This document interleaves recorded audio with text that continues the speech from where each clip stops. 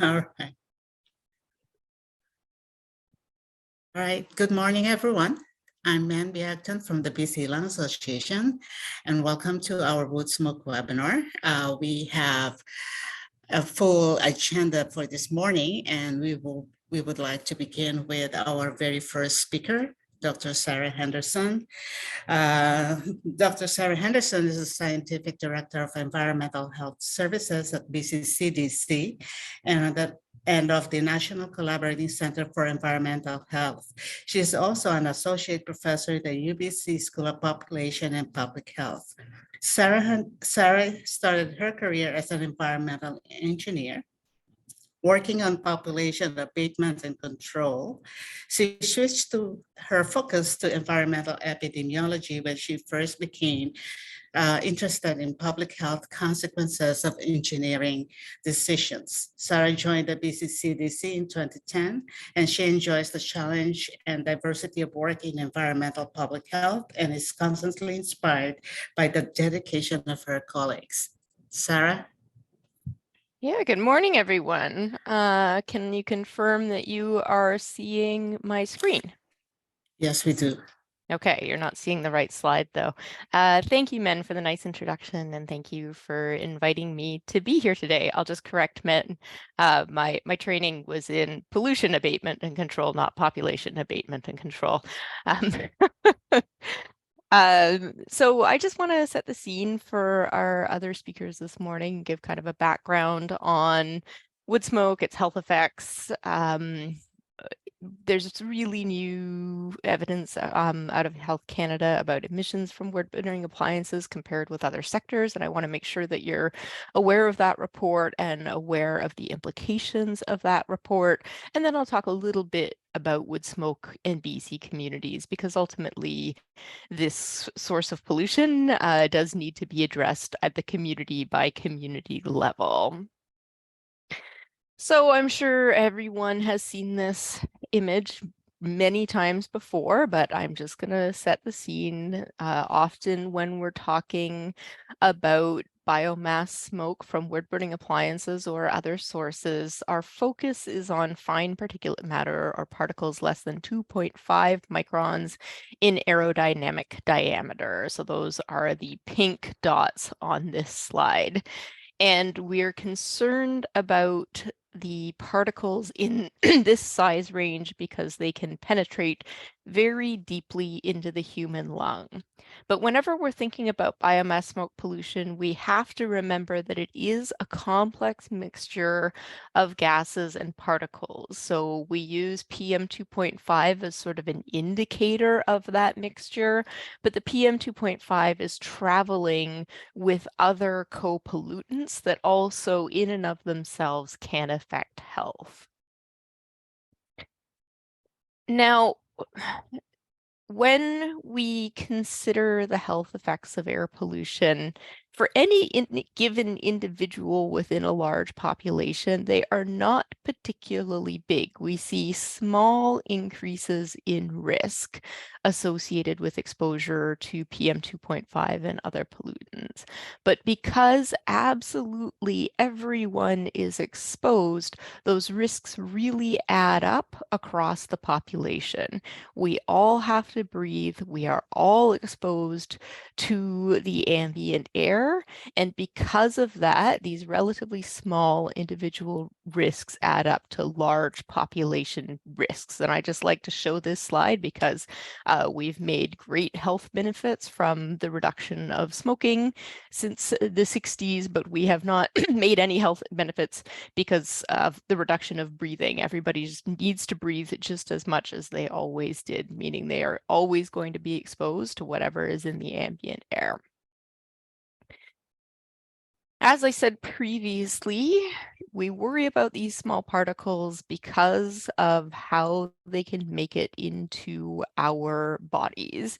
So large particles, or PM10, they're going to get stuck in the upper respiratory tract generally. They're going to get stuck in the mucus and the cilia.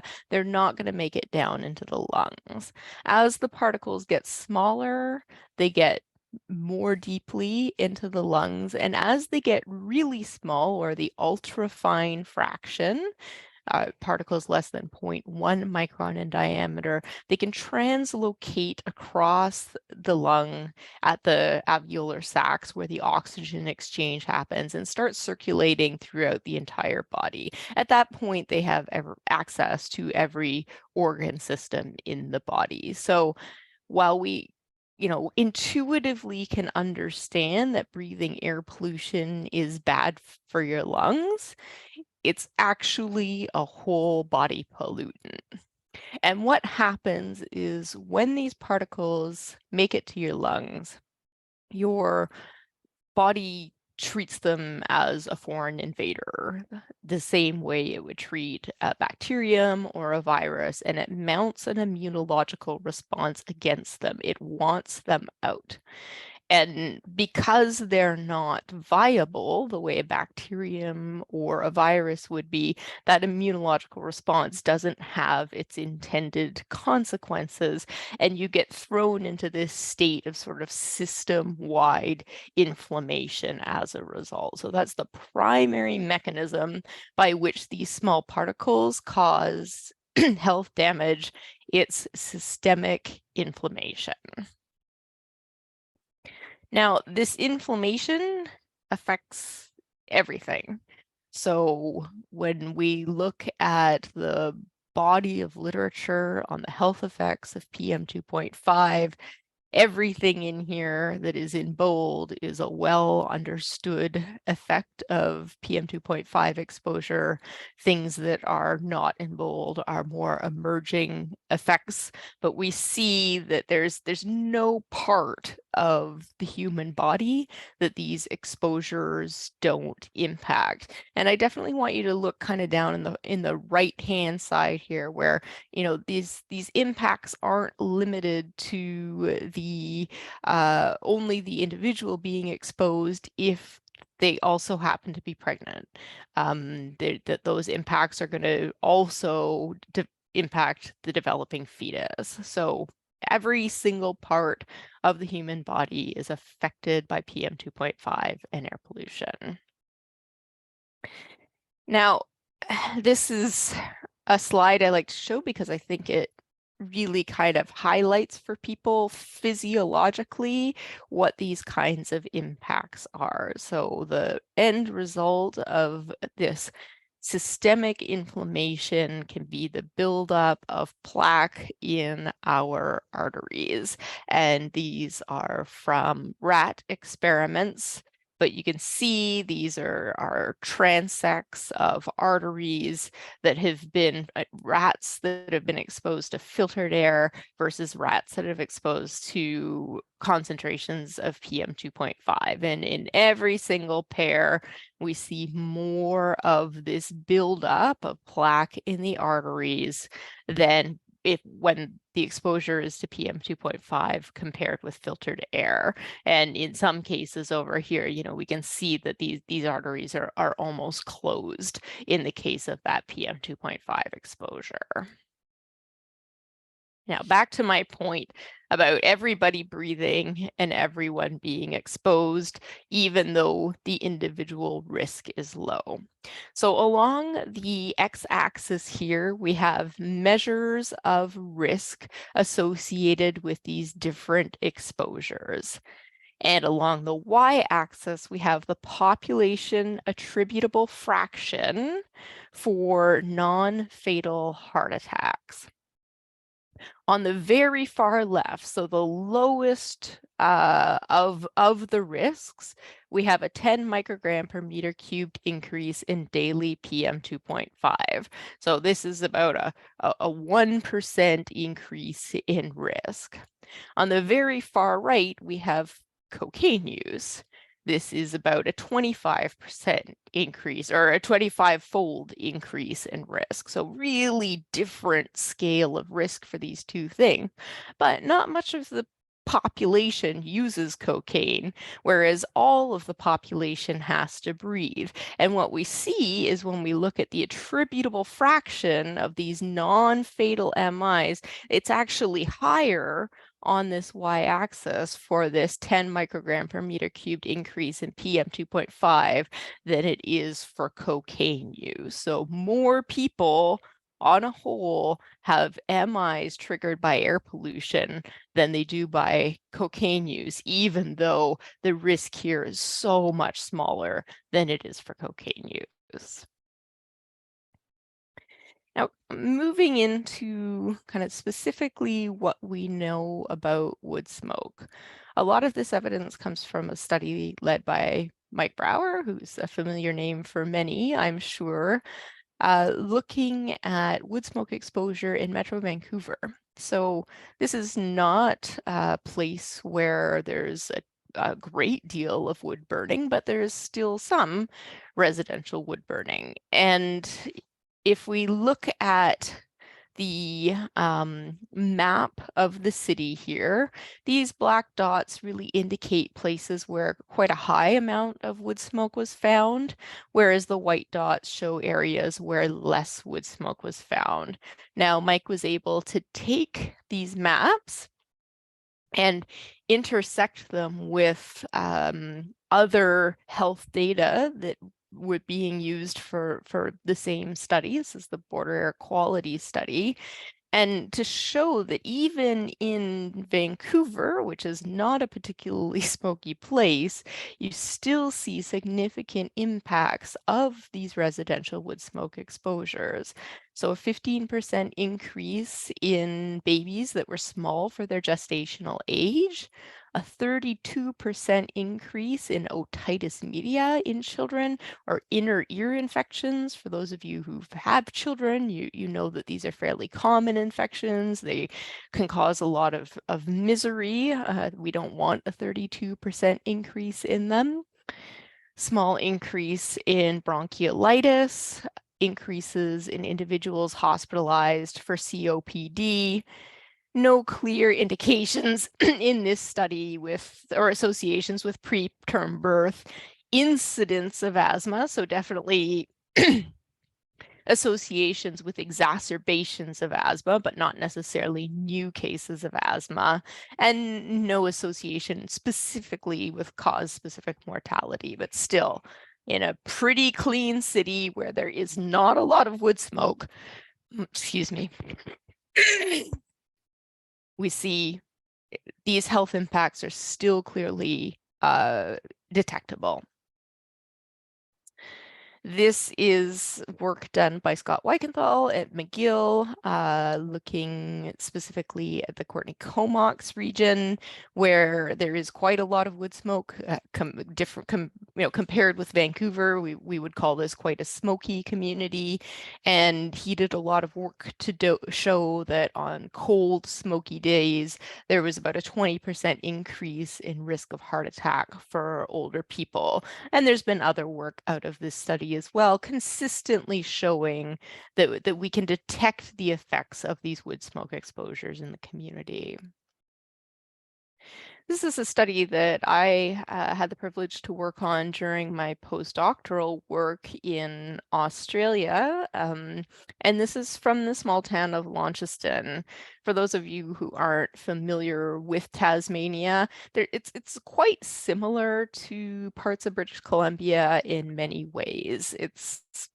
Has a relatively small population, living in quite rural areas, and Launceston is, a town of about 100,000 people, where there's a significant wood smoke impact. It gets cold in Tasmania in the winter. It's the most southerly part of Australia. So there was a significant program to replace wood burning appliances with electric appliances in this region. And this study just looks at the health impacts of those new policies. So the red dots here are daily average PM10. They weren't measuring PM 2.5 in this region at this time. The black lines show the wintertime averages, and you can see as you know, all of these high concentrations are happening in the winter. When they get to summer, they come right down. And then you see this decrease in these winter averages over the course of the study. This line is smoothed daily deaths in the region. And this line is where the real aggressive interventions started to take place. And what we found is there was almost a 40% decrease in PM10 in the region due to these interventions, and pretty significant decreases in wintertime cardiovascular and respiratory mortality. So to almost 20 and 30% decreases due to those causes of death. To show that this was due to the wood stove replacement program, the same types of analyses were run in a different community that didn't have the same intervention, and we didn't see any of those effects in that community. So kind of this clear evidence that if we remove wood smoke from the community pollution, there are benefits to the population. So now I want to get into the emissions side of things. And if you're kind of interested in residential wood burning, you know, it's a bit of a wild card compared with other sources of air pollution. You know, when we talk about motor vehicles, there's been really new technologies that have come into play over the past decades, and there's been regulation to ensure that those technologies are used throughout the automobile industry. And as a result, we've seen really big decreases in the amount of pollution contributed by on-road vehicles. Very similar for large industry. You know, there's new technologies to reduce emissions from industrial sources, and there are strict regulations that require that those technologies be used. This is maybe a little bit further behind motor vehicles, but that system is in play. When it comes to wood burning for heating purposes, there certainly are newer technologies that have reduced emissions available, but there just isn't the same kind of regulatory underpinning to ensure that those technologies are adopted and required. And therefore, we see sort of this patchwork of what's happening, not only in BC, but in most high-income countries around the world. So I just want to come back to this point that wood smoke is not just PM 2.5. There's particles and there's gases. And the stuff I'm going to show you from this new Health Canada report is going to include both. But I'm still going to focus on the PM 2.5 part of wood smoke because that's where the story really is. So if you haven't seen this yet, the report came out in February, and I would say it is critical reading for anybody who works on air pollution in Canada, but anybody who's particularly interested in residential wood burning and its contribution to air pollution and premature mortality in the country. There's a link to it here, and if anybody needs further information, I'm happy to connect you. Now, these tables aren't necessarily the easiest to read, but I'll kind of try to walk you through them. These are the total emissions of PM 2.5, PM10, and I actually can't see what the other rows are here because they're sitting under my Zoom stuff, but it is PM 2.5 that we mostly want to focus on. And when we look at all of the sectors here, we've got on-road transportation, we've got mineral industry, the oil and gas industry, power generation, manufacturing, and then these two residential contributions, residential fuel combustion, this would be natural gas, oil, and then home firewood burning. If we look down PM 2.5, we can see that there's a total of 212 kilotons that were assessed in part of this report. And we have to note that this doesn't include dust, it doesn't include landscape fires, and it doesn't include agricultural sources. So it's not a complete evaluation of all sources in Canada, but it is, you know, these particular sectors. We see that about half of that is contributed by home firewood heating. And then if we look up to the next highest contributor, which is the ore and mineral industry, it's 3 times higher than the next contributor. And then if we also look to carbon monoxide and volatile organic carbons, we see that it contributes more than 10% of the total to both of those emissions columns as well. So that's almost half is quite shocking. When I first saw this report, I definitely did a double take. But these are high contributions as well compared with these, other very large sectors. Whoops. And then when we look at the PM 2.5 data broken down across the country by province, we can see that home firewood burning is the most important source of PM 2.5 in almost every single province. There's a couple, it's on the top 3 for everywhere except for Nunavut. And it's the top one in most provinces. So just really highlighting what an important source of air pollution this is in Canada at this stage. And when we look at the same report calculating the annual premature deaths that can be attributed to air pollution from these different sectors, and now we're not just looking at what's been attributed to PM 2.5, but what's been attributed to all of the pollutants that were assessed. Though in the wood smoke case, about 99.5% of the mortality is attributed to PM 2.5. So those other pieces just aren't a large contributing factor to these deaths. So home firewood burning is by far has the largest number of premature deaths associated with it, and it's almost double all on-road transportation. And one of the things that's really important to think about here is that when we talk about individual Canadian contribution to all road transportation, most adults contribute to this source of air pollution. When we talk about home firewood burning, this is a relatively small sector of the population that is using this form of fuel and contributing to these deaths across the country. When we break this down by province, we definitely see, again, in many of the provinces, residential wood smoke is the primary source of this these premature deaths.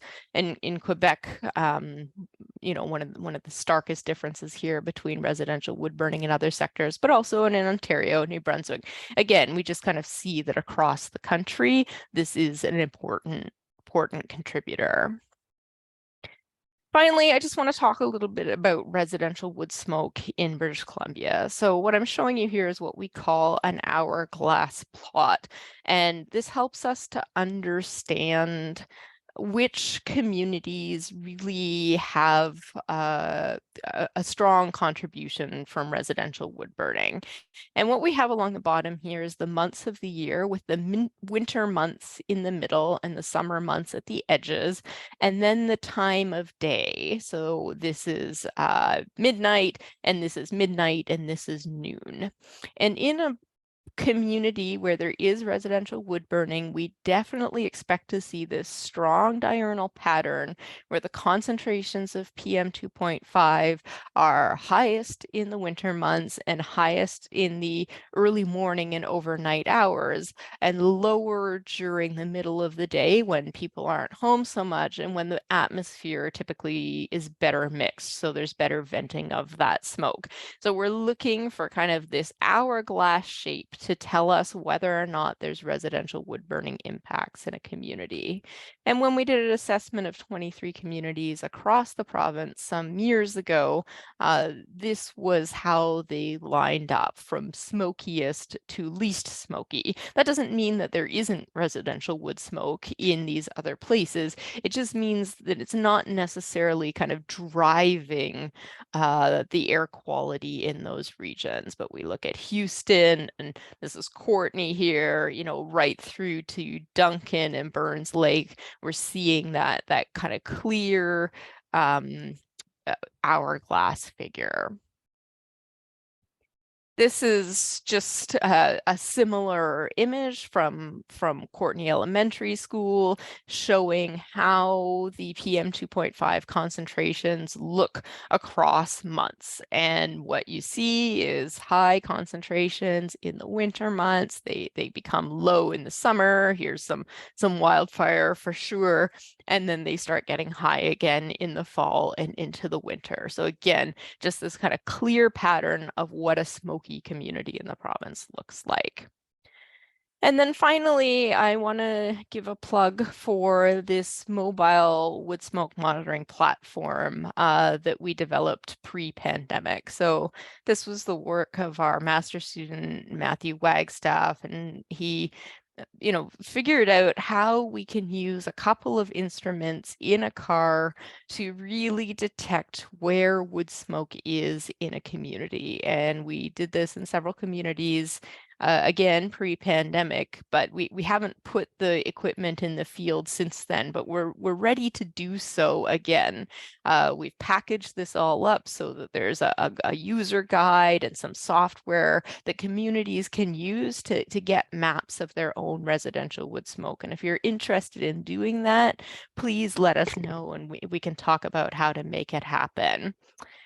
This is an example of that type of mapping. So the vehicle's been driven along this route probably about 7 times on a cold winter week. And this is where the monitoring station is. This is kind of where the monitoring station sits with respect to the rest of the community. But it really helps to map out within a community, where these exposures are higher and where they're lower. It's just, gonna help target interventions, if that's what a community is interested in doing, to those places where we know that more burning is happening. And that's what I've got for you this morning. I hope that presents a nice start to the other talks that we have planned. And I'm not sure what we're doing for questions, but thanks for your time. Well, I think we have a little bit of time to entertain some questions. So if you do, please write it on the chat, on the Q&A box located at the below the screen. Okay, so there is one question from Tarek. In the Health Canada study, did PM 2.5 include only primary emissions? If so, any thoughts on the contributions to secondary PM 2.5? Yeah, that's a great question, Tarek, and probably not one that I can answer well. My understanding is that it was only primary emissions. I don't think that they did any of the modeling necessary to attribute secondary formation of PM 2.5, but obviously there would be some secondary formation associated with these particles as well. I'm not sure, in the scheme of things, how much that would contribute to the overall estimates of mortality. I'll just, I'll say these types of exercises are really helpful for understanding various contributors to air quality and its health impacts in the population, but we can't go into the world believing that exactly 2,300 people in Canada died early residential wood smoke exposures. They're really useful for showing us comparatively and relative to each other what's happening in the various sectors, but I never get too attached to the exact numbers in the reports. Oh, there we go.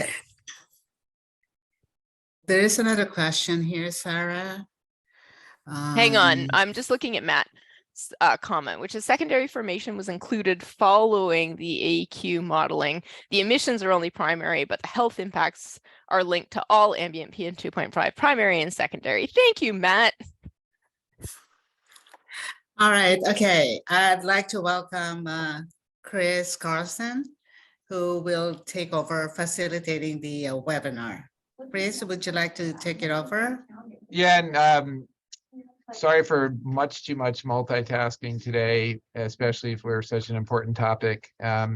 right now the hospital thinks that the more important topics are in these rooms surrounding me. So hopefully there won't be too much distraction further. But wood smoke is always something we need to pay attention to, especially because the summer will be here before we know it. I'm sure you are well aware. Should I be doing the Q&A through the chat questions, or is it going to be more people just speak There is up? also Or, the Q&A box here. yeah, but are we Okay, going to also have and people speak up if they want to? they can raise their hands. Can they, Matt? Yeah, they can raise their hands. Okay, perfect. Located under that. So I'll monitor for the toolbar. raising hand. Yeah. Okay. There Chris, is a question from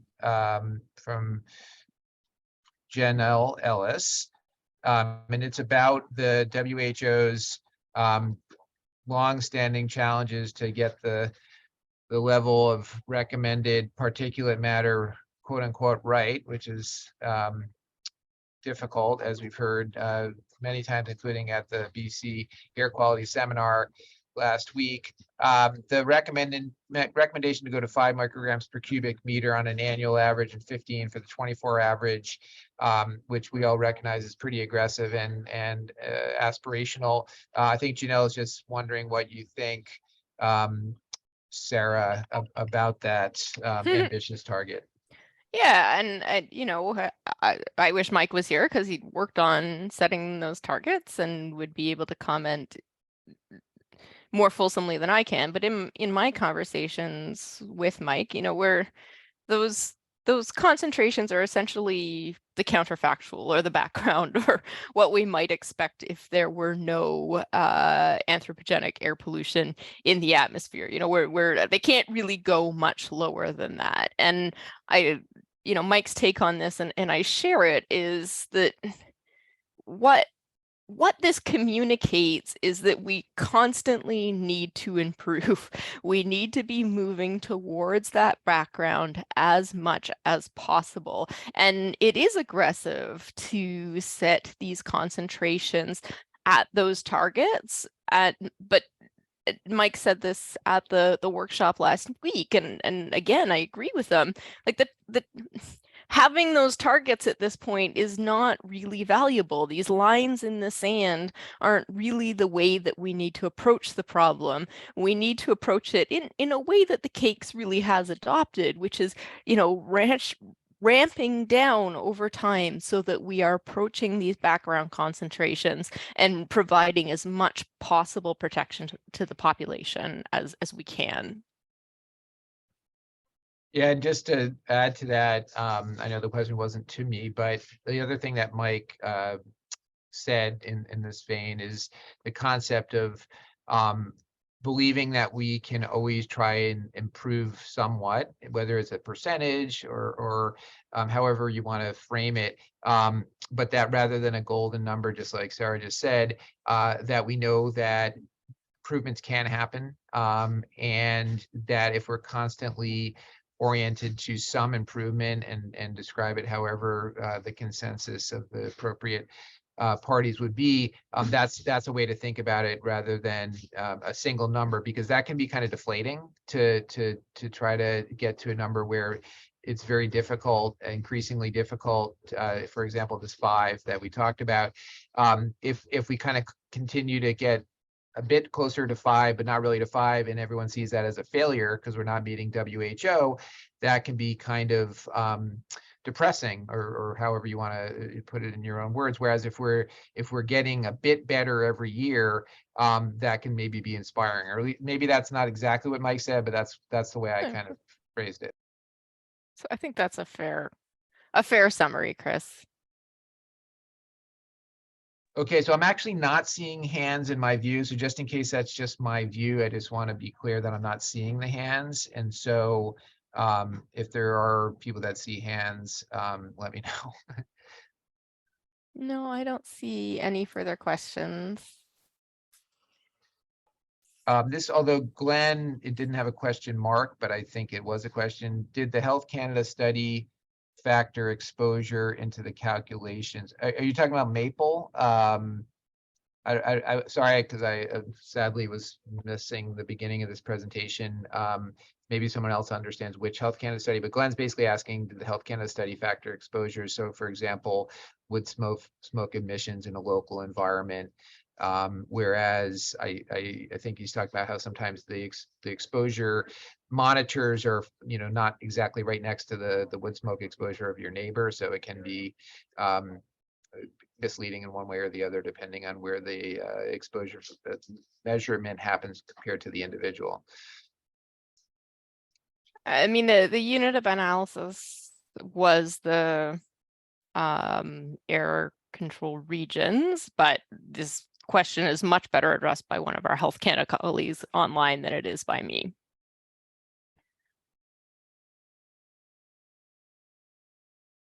Yes, I don't know if that, yes, I don't have the complete list of, I know it's not, we have some environmental and climate change, likely Canada, so that's not who we're talking about. Anybody from Health Canada that's more familiar with the study in terms of the design relative to local, individual neighborhood, et cetera, locations?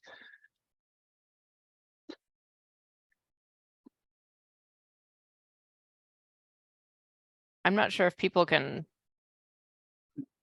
But if someone needs to do background on that, or if they can, or we can take it later post seminar. But in the meantime, Oh, I see a hand up. Yeah, their hand, but there's also a couple things. Thankfully, people are warming up to the questioning. So Elham, I hope I pronounced that correctly, is wondering how to explain that in the Tasmania study, there was decreasing particulate matter, but in the smooth, standardized daily mortality, I'm not sure if I get. Can you see that question? Yeah, I'm I not sure see I it. get it. Yeah. I think what Elham's suggesting is that there wasn't necessarily visually detectable change in the mortality. What we can detect with our eye versus what we can detect statistically are two quite different things. And especially when we're talking about air pollution, because the changes are often relatively small over the population, I wouldn't necessarily expect to be able to visibly see a decrease in mortality. Although I think if you look at that plot, you can kind of see it. It's the statistics that tell us that the change is there. And I see now, Janelle, I wasn't trying to be nasty when I said no question mark. It was hard for me to tell when I'm scanning through, but because you said you did ask a question again, I didn't see it as a question per se, but how fine and ultrafine particulates are invisible. They're individually invisible. When you see a whole millions of them on top of each other, you can sometimes see that. But regardless, I get the point. They're too small to see individually by the naked eye. And so this is a classic question about visibility and why we use visibility. And I know Sarah will definitely have something to say about that. Well, I think it comes back down to what Chris just said. Like individually, they can be invisible, but when there's clusters of them, we can generally see that. And I think that's why a lot of the work related to residential wood burning does rely on detecting those plumes when it comes to compliance. So, is it a perfect way to do things? No, it's going to be really dependent on the relative humidity, for example, of the surrounding ambient air. But it's easy compared with wandering around with things that can detect ultrafine particulate matter. Okay, awesome. Yeah, and there's also related issues about how when you're engaging the public, doing it in a way that everyone can kind of connect to, like, yes, I see that pollution. There's some interesting aspects to how that can kind of all get us on the same page and not be sort of in a scientific realm that maybe different people understand differently. Most people can understand when they see the effects of pollution. But that's an interesting topic. In the meantime, Dennis, I now see these hands. Could you, assuming that you have a microphone, Dennis, could you ask your question, please? Yep. Hi, Sarah. Just to warn you, I'm back in BC now. Hi, Dennis. Just curious, your slide earlier showing like the study with rats, the buildup of like plaque and particles in the arteries. If you actually went from a polluted area to a clean area, would that buildup of plaque eventually flush itself out, or are you just the damage is already done and it will stay there? Just curious. That's a great question, Dennis. I mean, I'm not a cardiologist. Chris may have a little bit more insight, but I can say from the epidemiologic perspective, we definitely know that if you've had some sort of cardiovascular event and you move after that event from a dirtier area to a clean area, your outcomes are better than somebody who didn't move or somebody who moved into a more dirty area. So we can look at how people move around after these events and evaluate whether or not those moves are beneficial, and moving to cleaner air even after you've had some sort of event is protective of health. So I'm not sure if that's because of clearance or because of other things, but the epidemiology supports that. Yeah, Chris? and I think that's entirely correct. And just another way to look at it is that most all of the disease from air pollution is an accumulation of multiple smaller time frames. And so like when there's an event that causes a clinical outcome, sure, that might be the event that kind of tips someone over the edge, but they didn't get there that day. They got there over years. And so conversely, going in the other direction, every bit of incremental improvement, whether it's moving away or air filters, etc., is going to be building back towards a state of more reserve. So the concept here is just reserve, that we all are, most of us anyway, generally healthy, born with a lot of reserve, and we just lose it over time in various ways. And as we lose more and more reserve, then it just takes that much less to kind of tip into where we actually have a problem that we're aware of and end up in the clinic, et cetera. So we build slowly towards a lack of reserve, and then we can build back in the other direction to more reserve by any number of measures to lower the exposures. I think we should, Chris, I'm feeling like we should move on to our other presentations. Just one last question though from Glenn Kranitz. Oh yeah, but also Lynn Lee Guo, I think, had the hand up, and once we figured out about the hands, I noticed that. So I feel like I should let Lynn Lee Guo ask, if that's okay.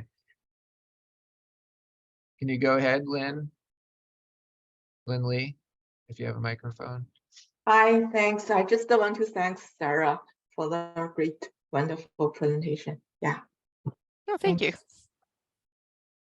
Yeah, that was easy. Oh, go ahead. Sorry. And Glenn's, it looks like Matt has answered Glenn's question in the chat. Okay. Yeah, and then Morgan, is that the full name? Yeah, Morgan, maybe I'm sensitive to what Sarah said. I or someone else can try to answer your exposure by the chat, knowing that there is this other section to go on to.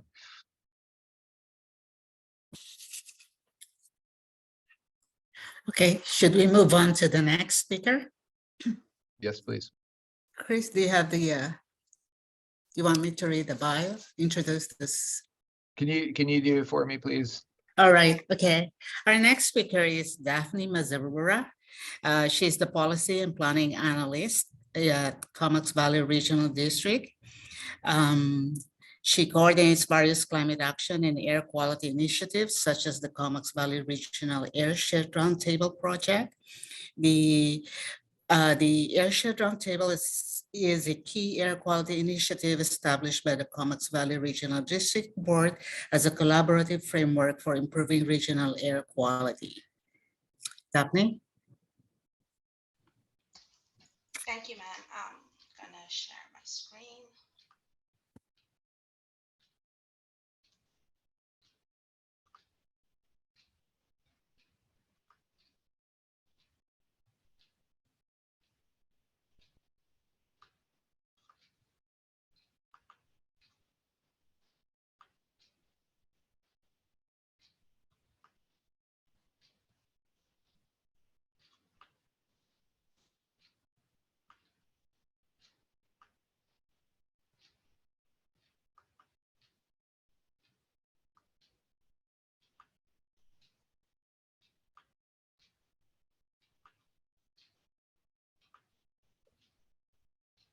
Daphne, oh, good, you figured it out. Awesome. Okay, sorry Just about wanted to make that. sure. Thanks.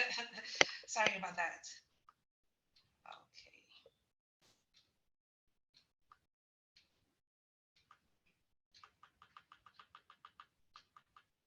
And everybody gets to see the whole presentation. Thank you. Before I begin,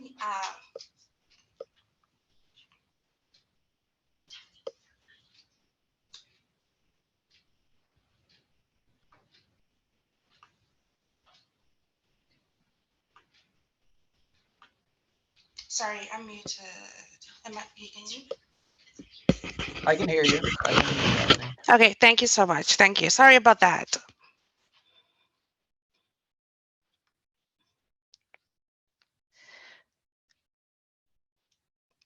So I will be presenting from the traditional and unceded territory of the Comox First Nation.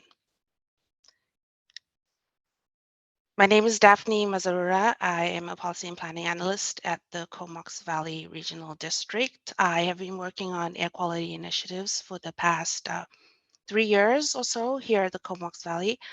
And I've been working on these initiatives as part of the long range planning and sustainability team.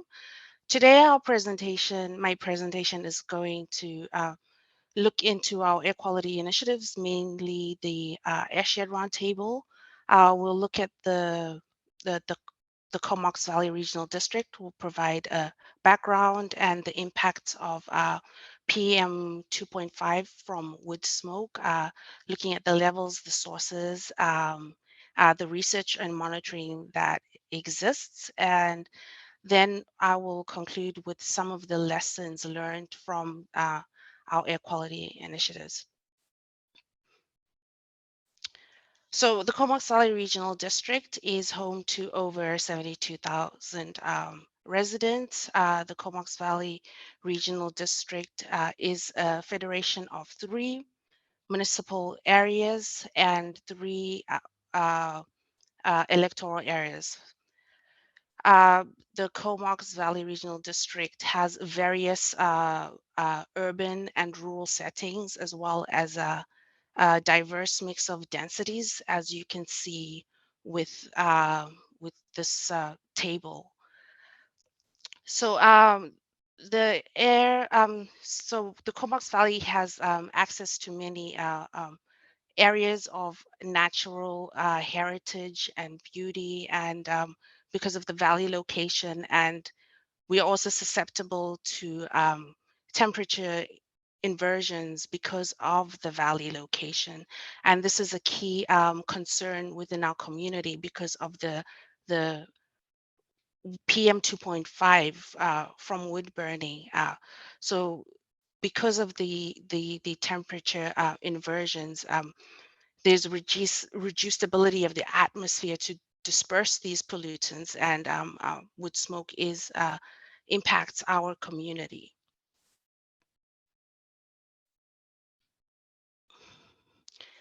I won't touch too much on PM 2.5. Sarah already spoke about the health impacts of PM 2.5. This slide just shows some of the PM 2.5 levels in the Comox Valley. This is looking at PM 2.5 levels according to the Canadian ambient air quality standards. There's 2 main stats used to measure the air quality, the annual metric, as well as the 24-hour metric. These levels show a summary or an average of a 3-year average of the levels, and the annual metric is 8.8. And for the 24-hour metric, the Canadian ambient air quality standard target is 28 micrograms per cubic meter. And the Comox Valley has exceeded the standard for all of the reporting periods except for the last one, putting us in a red zone community. So because we are in a red zone community, we have to take various actions and steps and planning to try and achieve the Canadian ambient air quality standards.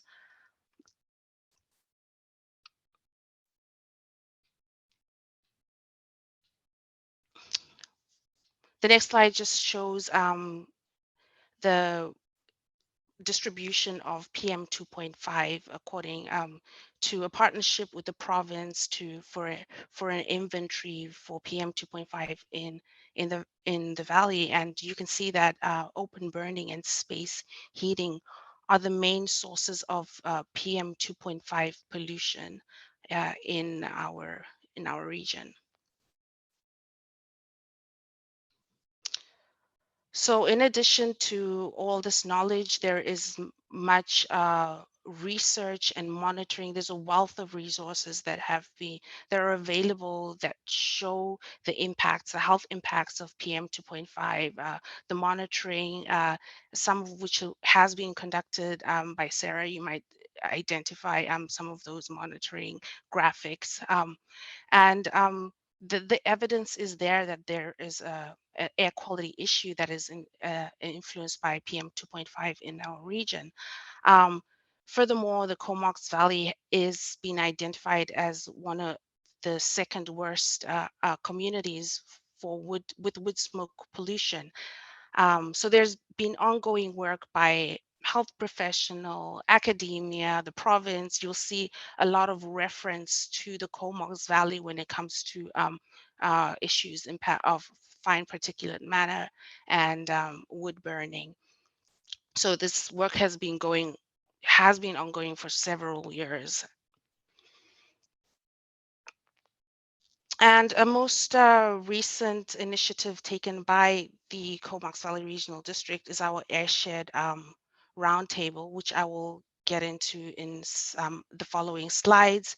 And the next thing I would like to do is just give you some key takeaways or key learnings that we have found through this process. Number one is that clean air is everybody's business.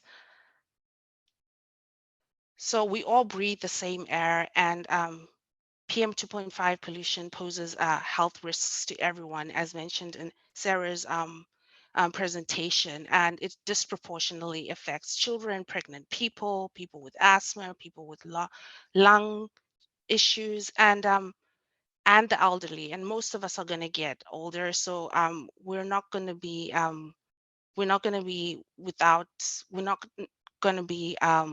free from those vulnerabilities that will be caused by air pollution. This slide also shows some of the feedback from one of the activities in engaging the Airshed Roundtable, and there were diverse perspectives and diverse recommendations and approaches. And this is also required in regards to addressing air quality.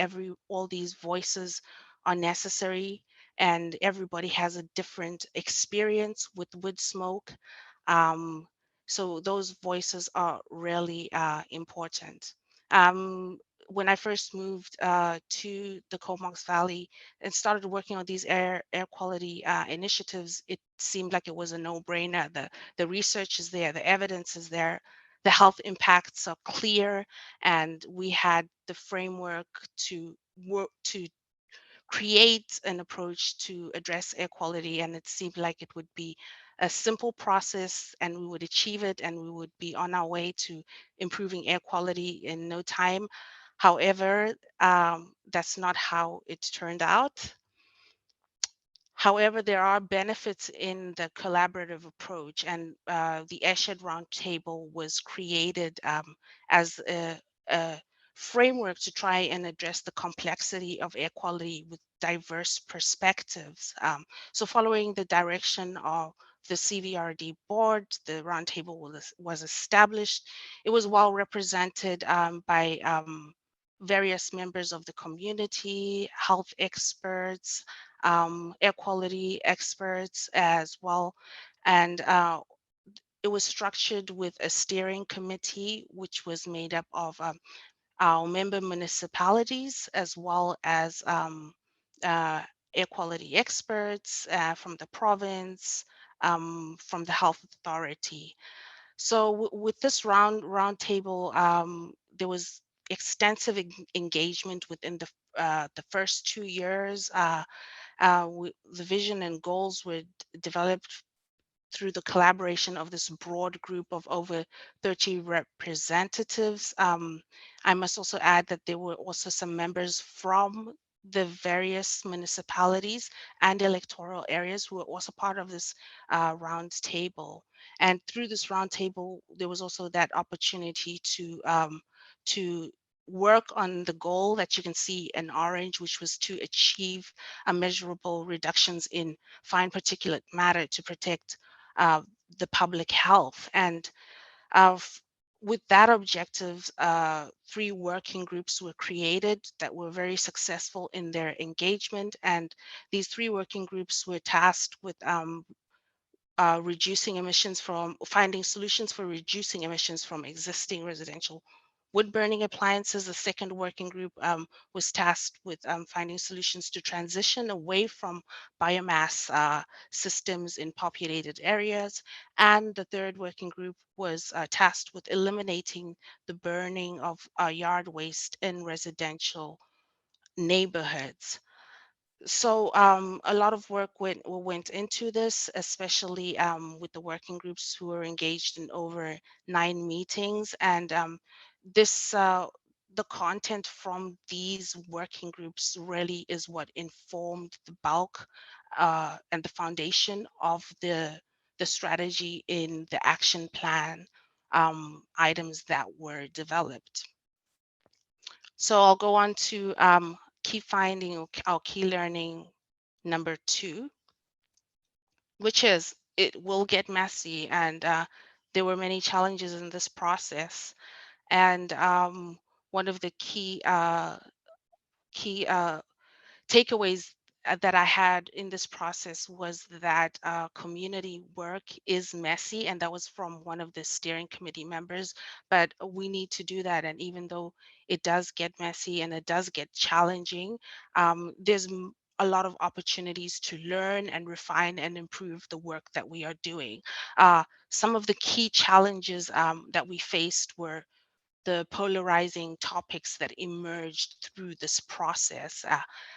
We had a unique airshed roundtable process where we engaged diversity of opinions, including the wood stove industry, and we did not always reach consensus, and unfortunately it was not always smooth sailing.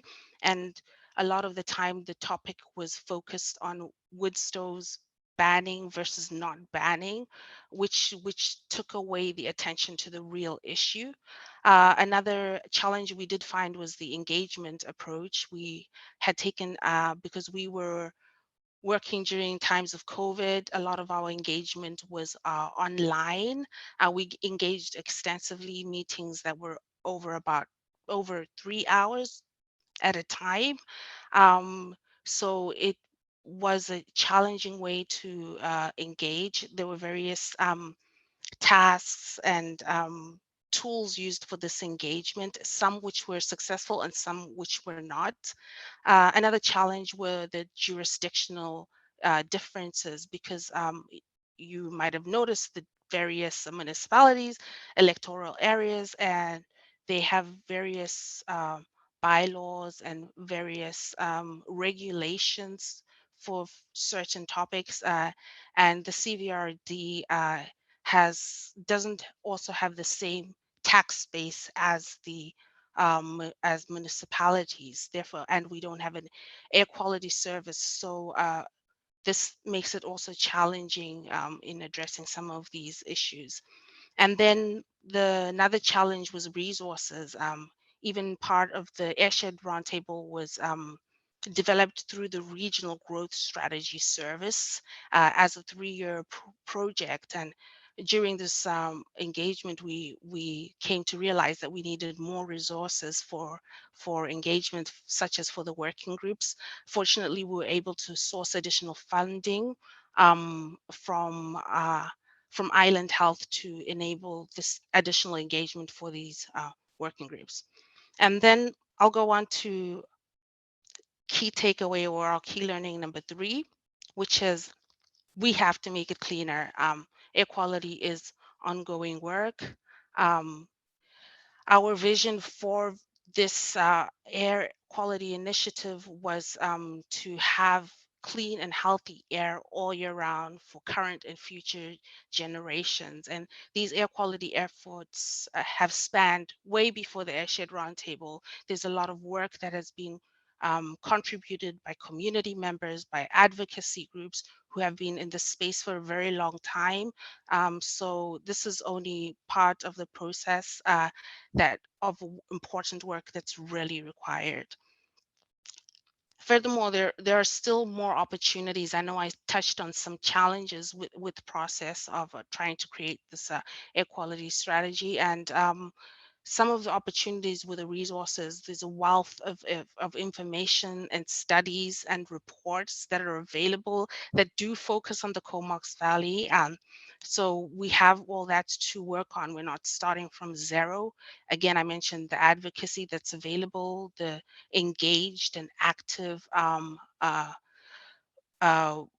community groups as well as advocates. There's also various opportunities for partnerships and coordinations, which also emanated from the Airshed Roundtable process, which was supported by a great steering committee of people and professionals from various areas who committed their time so that and are still committed to go forward with this work. Another opportunity is public interest. Even though there was much feedback, be it positive or negative, this is a topic that this community is engaged in. I was amazed at how much passion and involvement is involved with the topic of wood smoke, and that might be the same for many people who or new residents who move to the Comox Valley and discover that there are quite significant impacts on from wood smoke, and therefore it is a topic of interest within the community. And then we also have the draft strategy. I mean, all this work of the Airshed Roundtable contributed and provided a foundation for a draft strategy that could be used. It has a suite of it's a suite of resources and opportunities to improve the air quality in the region. So some of the work that we are still doing includes the wood smoke reduction program. We also are able to do this work through the regional growth strategy. We've received funding from the ministry, from BC Lung, from Island Health to enable this this program. And until up to date, we've issued 223 rebates since 2016. So we continue with this work. We will be having in-person events. We will be looking into opportunities to improve our engagement and communication, to encourage and involve the community in ways that are not divisive. We are also going to look to aligning this program with the Airshed Roundtable work, as well as leveraging those partnerships that have been created. And then the Airshed Roundtable project, yes, we have the draft strategy. We will be presenting this to the board. There's opportunity for year 3 implementation, which will be done through the prioritization of actions. Although this is only a 3-year project, we'll be looking to resources for actions that have been identified within the strategy. And we're also, again, going to leverage the opportunities and the learnings that we found in this process to continue to do this important work for improving our air quality. And yeah, and I will conclude with that. I hope that this presentation and the summary of our findings has been helpful for any air quality initiatives or work within communities. Thank you. Thank you, Daphne. We are going to keep going just because we're getting into some time management issues. This is all scheduled to wrap up at 11:30, and we have 2 more speakers, which I hope we're prepared to be brief or focused or limited in their scope, just so we can all end on time. So we'll try to have questions after them. Thank you, Daphne. And so without further ado, Markus, I hope, is prepared to go next. Markus has been in the chat and has been on previous seminars, well known to many of us. He's a senior air quality science unit head for the BC Ministry of Environment and Climate Change. Hopefully you've got your AV good to go there, Markus.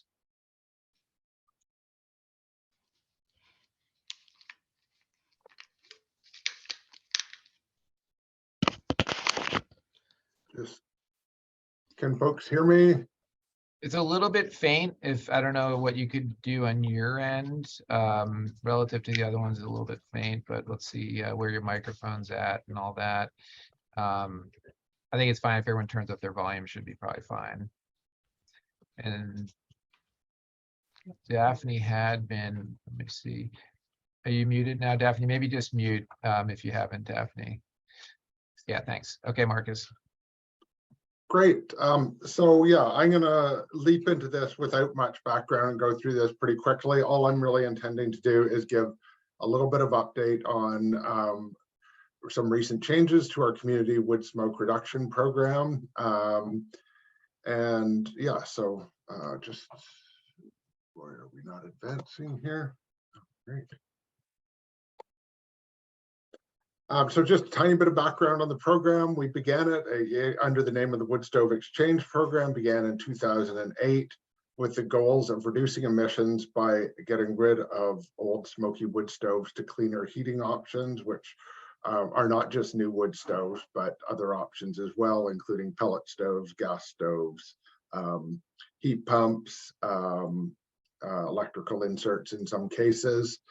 And also educating on clean burning practices. The program since the beginning has been a partnership with the BC Ministry of Environment and BC Lung Foundation and local communities.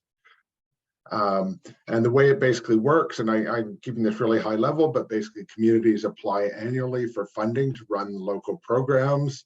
The communities do really the bulk of the heavy lifting with running these programs, because there's a lot of aspects to the program, like say coordinating recycling and disposal of old appliances that aren't very well done from an office in downtown Victoria. So we rely on significant in-kind contributions from local partners, and we delegate quite a bit of flexibility on the program, how it exactly runs to the local partners, with some overall provincial standards set by BC Lung and Environment, things such as what are eligible appliances and what the rebate amounts are. We've conducted over the course of the program 2 evaluations, one in 2015, one in 2020. The 2020 evaluation summarized some of the results of our program. I won't read through all of them, but it also provided 12 recommendations for improvement of the program, which I'll be sort of running through for the rest of the presentation. And the 2020 evaluation report, as well as the 2015 evaluation report, are both available online. The bottom line with the program is, we've removed about 10,000 old appliances since it began, and we've spent about $4 million to do that, which is, $4 million over 10 years is or actually more like 15 years now is, it's not a huge program by government standards, but, at least it's been a significant long-running commitment. And if you look at, the cost per dollar of, the dollar cost per ton of PM removed, even if you make some really pessimistic assumptions about how much PM we're removing, it's still a pretty cost-effective program. So what have we done since this report came out in response to the recommendation? We've changed the incentive structure.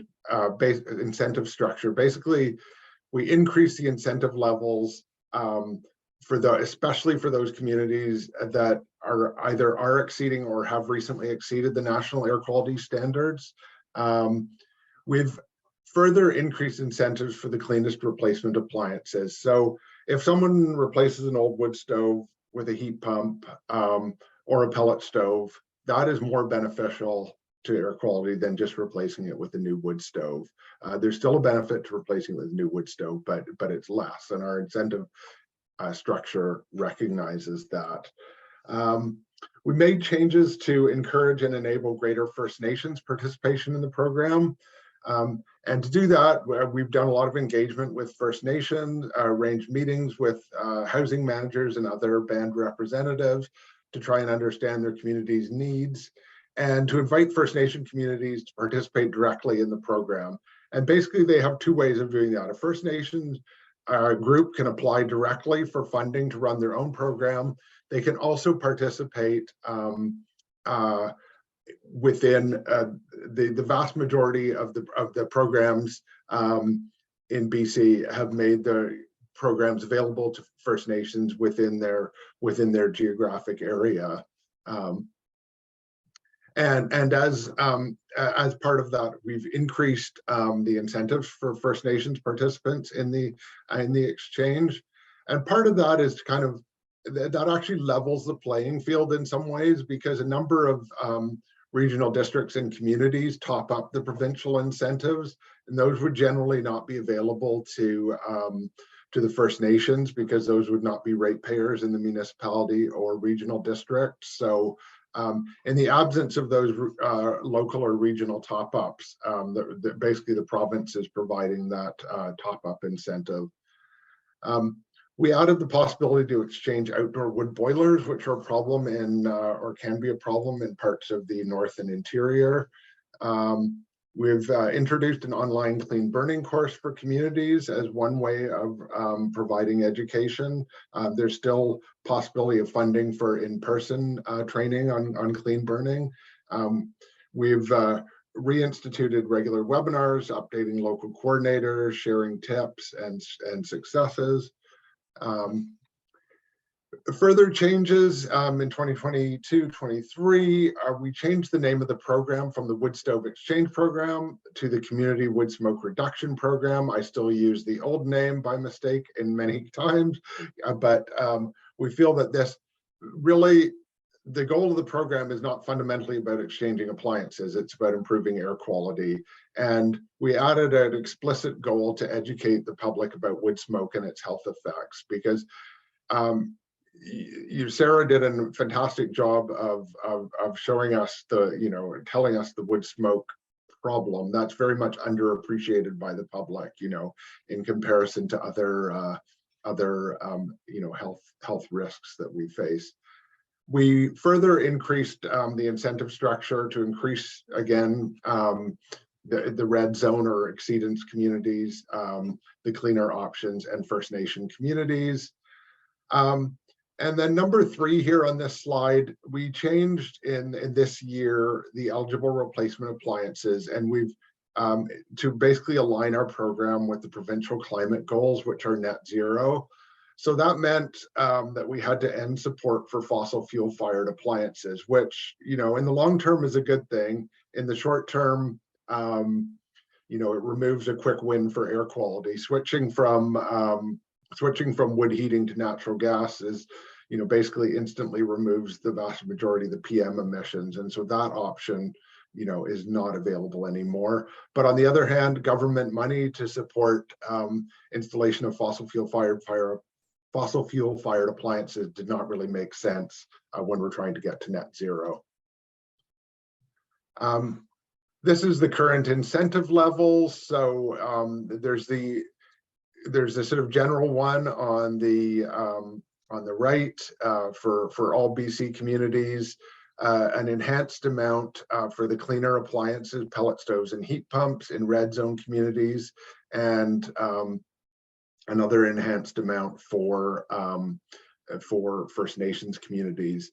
The heat pump incentives in particular can be combined with some quite generous provincial and federal incentives in many or most cases. So that can make quite affordable to adopt heat pump technology. So as I mentioned, ending support for fossil fuel fired replacement appliance, we introduced a bounty option where people can, and this is up to the local program if they want to run this or not, but basically just pay $300 to get rid of any existing non-certified wood appliance. And we've introduced, based on the feedback from a lot of different coordinators, we've introduced the option with the local community to decide of keeping the wood stove following installation of a heat pump. So there's a lot of benefits to a heat pump, and it's a very convenient heat source, and gives people resilience to heat events as well. So and it's kind of the direction the province is moving in terms of encouraging. But a lot of people are reluctant to go there as their sole source of heat. So there is the option with the criteria listed here, basically that the existing stove has to be certified, that they have to live in an area designated by the local program, not designed, sorry. And the applicant who wants to keep their old wood stove, in this case, has to sign a clean burning pledge and commit to use it only for supplemental heat. We developed some new program educational material that's available on our provincial program website, a participant survey that we're hoping to use to potentially inform further changes in the program in the future, and a simplified and improved program application for First Nations communities. We plan to conduct a province-wide survey on wood burning this year, and we also, through BC Lung, are hoping to provide support for communities that are interested in doing data gathering on the wood smoke issue in their community. This could be a lot of different things. It could be surveying residents, it could be monitoring, it could be other citizen science initiatives. And we're going to be monitoring we've made a lot of changes in the last 2 years. We're going to be monitoring how those work. We're going to be continuing outreach to First Nations and considering further improvements based on their feedback. And we've allocated money for the next year at least, so that's good. And I will stop here because I see that we're getting low on time.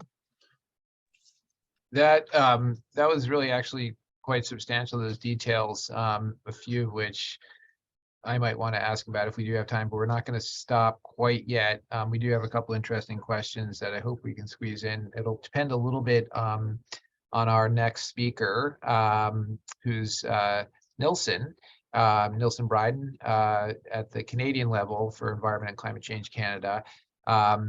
I think he focuses in the West because ECCC has a Western unit, I believe, and he also lives here in Vancouver. So thanks for doing this. Sorry, I got your, I'm going to blame somebody else, but it was listed as Nilson Brayden in my notes, but I obviously see it's Brayden Nilson, so I apologize for that. Brayden, please take it away. Thank you. Awesome. Yeah, and you can hear my voice and everything good? Yeah, yes, we can. Perfect. Yeah, so my name is Brayden Nilson. I'm a physical scientist in the Western Air Quality Science Unit of Environment Climate Change Canada.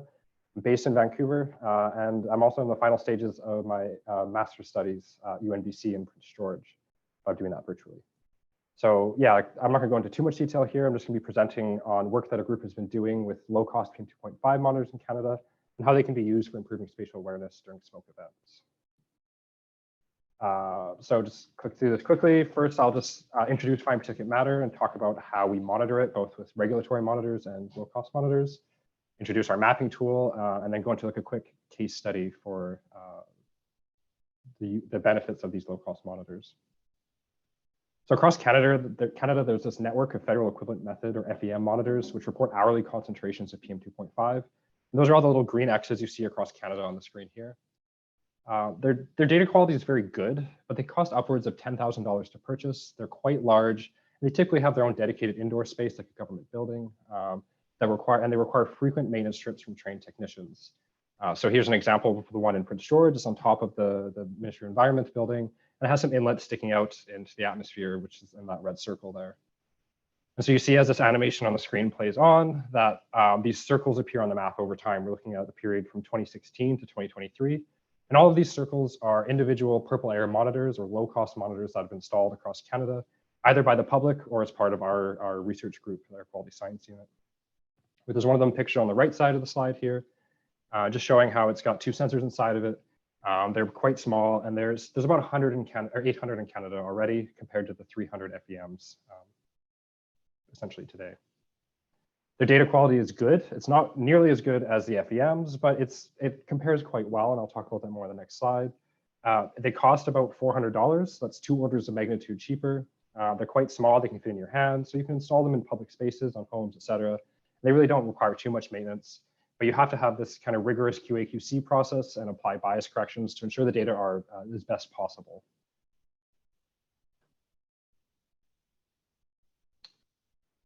So these low-cost monitors from Purple Air, they correlate very well with FEMs.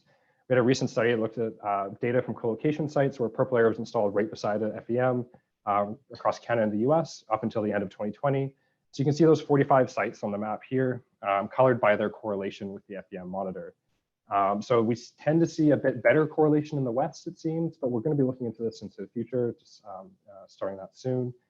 But overall, most sites were at least 80% correlated with their co-located FEM. So they're providing pretty much the same data that the FEM is providing, but we do notice that they have a higher error bar around that data. So you have to kind of compensate for that before you use these observations. So here's just showing how that bias changes with humidity. We have the site median concentrations of these 45 sites and dry, moderate, or humid conditions. And you can see that that error, the bias from the purple air to the FEMs increases as we get to higher humidity, and that water kind of accretes on the particles and the sensor detects it as more pollution.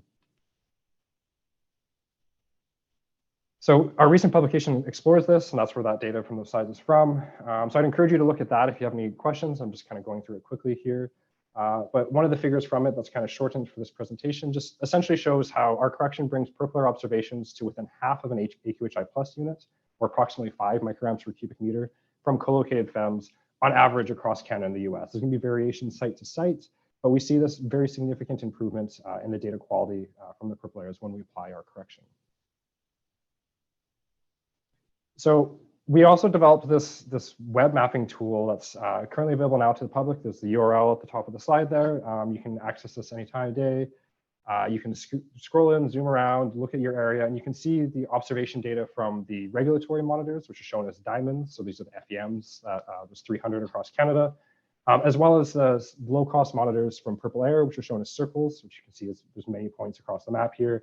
And then another low-cost monitor called AQAG that Health Canada is more involved with. So there's a few more of those in BC for the most part right now. There's also a few smoke-related layers in here, and I won't get too much detail, but these are really useful during wildfire smoke events. You can see active fires and so on. And also here we see that the data that is displayed for the low-cost monitors is corrected by default from that correction from our publication, but you can display the raw data if you so choose. We get data every 10 minutes from the low-cost monitors and the FEMs every hour. We also have a French language version available, and any other information about the site or kind of air quality and low-cost sensors in general, you can find in this little info box here. But it's just a really great tool for allowing anyone to visualize their own local air quality. I'd be a bit biased towards Prince George since I spent a lot of my research time there before moving to Vancouver. So here we can see a recent snapshot from last year of Prince George and the purple air monitors around there. So you see all those little circles or individual purple airs. There's about 40 in the city at this time. If you click, say, on the FEM here, it'll give you a little pop-up with a summary of data, and you can plot a time series. It'll show the last 2 weeks by default of data from that site. But you can zoom, you can scroll back and forth or look at any period within the past year and a half. You can do that for the purple airs as well and compare them that way. Or there's a specific comparison plot where you hit the compare with nearby FEM button, and it will find the nearest FEM monitor, plot that data on the y-axis, and plot the purple air data on the x, and you can see how well the purple air compares with a nearby FEM. Just to see the performance. But we've also found it to be extremely useful for identifying wildfire smoke, which isn't quite the wood smoke we're talking about in this conference, but it is still has major health impacts. So we see a few an animation of screenshots taken from October 18th last year, just throughout the day over BC when we had the last large smoke event in BC. So in Tawasin Station, we have very large smoke impacts hitting, above 100 micrograms per cubic meter, which is very high during this period around noon. But if we go to look at Golden, BC, there's little to no smoke impacts. It kind of stays around the 5 to 15 micrograms per cubic meter, which is maybe a little elevated, but fairly typical. So you can get an idea from this how you can easily find an area that's being impacted by wood smoke or other PM2.5 issues, and you can zoom in on that and try to explore the data a little bit in real time. So I'll just kind of wrap it up with a case study just showing the benefits of these small sensors. So here we're looking at the Prince George Plaza 400 FEM site, the one I was showing previously.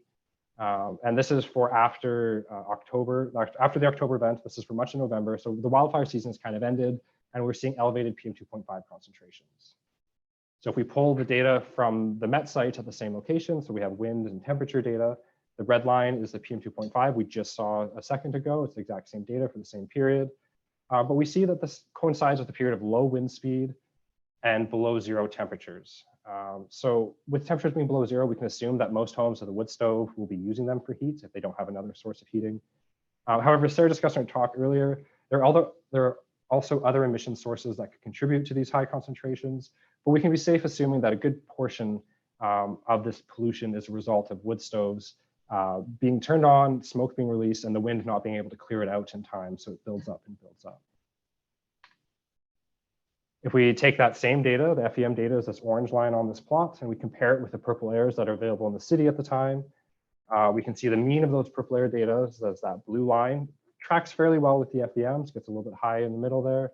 And then the gray lines in the background are each individual purple layer. So the purple layers all tend to agree with FEM for much of this period, but there seems to be a 2-day window roughly where the purple layers are 2 to 3 times higher observations than FEM. And this is all the bias corrected data.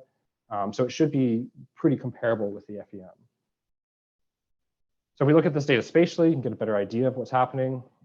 So this marker with a thick border here is the Plaza 400 FEM site. All the other markers are purple layers. And then I've marked the kind of 3 main residential areas here just for perspective for people who don't know about Prince George. Most of the area of the bowl is in a topographic depression, so it can be very heavily influenced by inversions.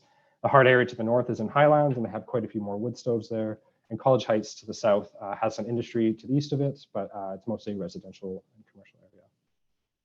So I'll just start this animation and I'll play through the hours and display how the concentrations change. But I really want you to pay attention, and I should say that this is that same yellow window from the previous slide, this 2-day period. But just pay attention to how the FEM monitor kind of stays in the dark blue to yellow, maybe gets into a little bit of orange, so it's kind of 20 to 50 micrograms, where all the purple layers around it are getting up into the 60s and the 70s, sometimes down to 30, probably about the lowest. And they tend to agree with each other within their own regions for the most part. So this difference we're seeing between the purple layers and the FEM may be a result of the inherent bias within the purple layers. They do read higher. Like I said, we apply our bias correction, so that should be mostly handled. We shouldn't see this big of discrepancies. The FEM site is also on the roof of a 5-story building, so perhaps the concentrations are lower at the surface and are not being captured by the FEM. Or it's just spatial variation in the concentrations that cannot be captured by a single monitor across the scale. Regardless, it's clear that purple layers provide much better spatial awareness in these events, especially in regions with a dense network of monitors, or in regions that do not have FEMs or have very limited numbers of FEMs. You can get a much better spatial representation at a lower cost. So that wraps up what I wanted to say. I hope I didn't go too much over time with what we have to work with here. These are just some quick summary slides of what I talked about, and we can move on to questions from here. Thanks, Brayden. That is, I haven't seen that before, so for me, that was super awesome to see. I believe that not only because of our challenges, but even for the initial schedule, we are out of time. I don't mind if others stay on for some kind of discussion. I leave that to the BC Lung Foundation as host to use their discretion whether they want to continue this or.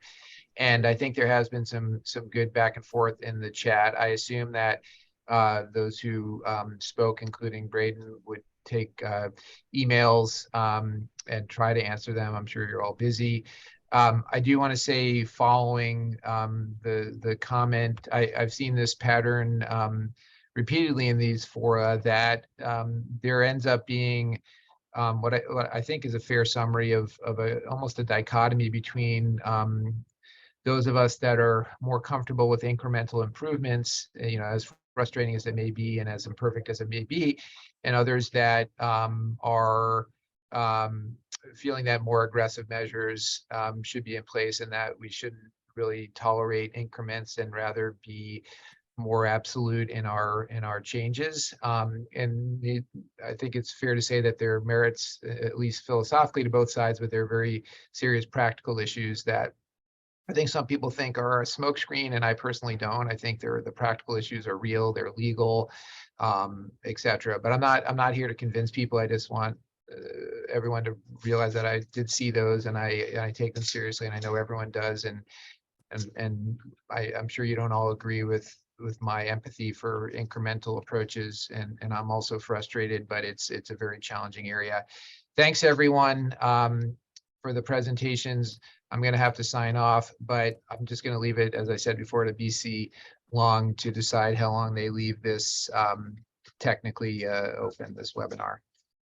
And regardless, have a great day and wherever you are, and I hope you get outside. Thank you. Thanks, everyone, for joining us this morning.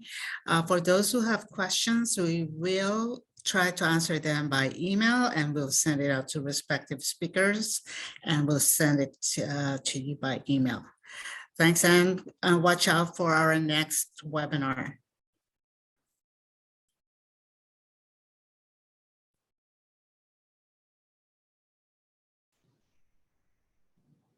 Thanks, everyone.